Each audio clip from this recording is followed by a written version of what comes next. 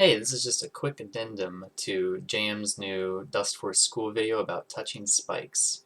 So they covered a lot of things, and I feel like one thing in particular that I feel like should be mentioned is the method for doing setup jorfs. So in the video they showed setup jorfs as you like climb over the wall and tap left right as you're like about to land, which works, but it is rather difficult, so I can't get that.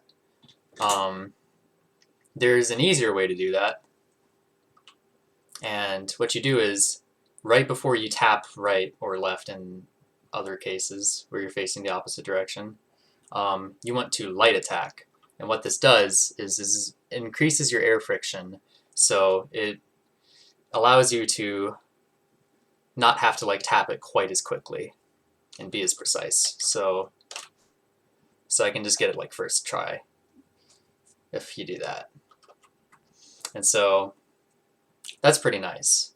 I think that's probably the best way to go about doing setup dwarfs personally. You can also do like non-setup dwarfs, which is much more difficult and is really only useful in like certain ILs when you're going for like top 5 world record, that sort of thing. But basically, what you want to do is climb over the wall, tap right for a little bit, and then hold left and down dash. And it's so you can just kind of get that sometimes. And you have to like kind of mess with the timings of the inputs just to figure out what works for you. So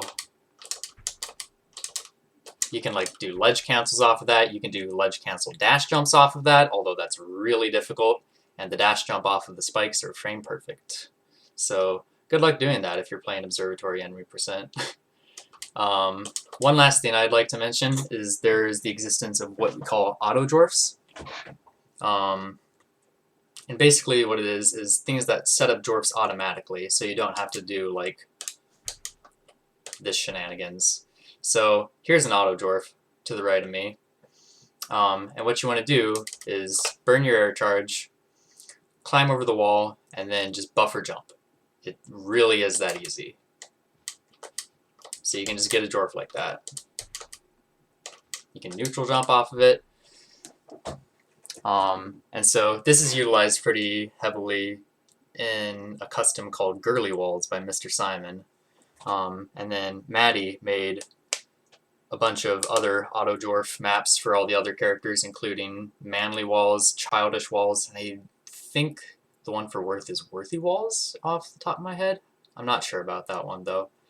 But anyway, that's just a few things that I felt were important to cover as well when it comes to touching spikes without dying.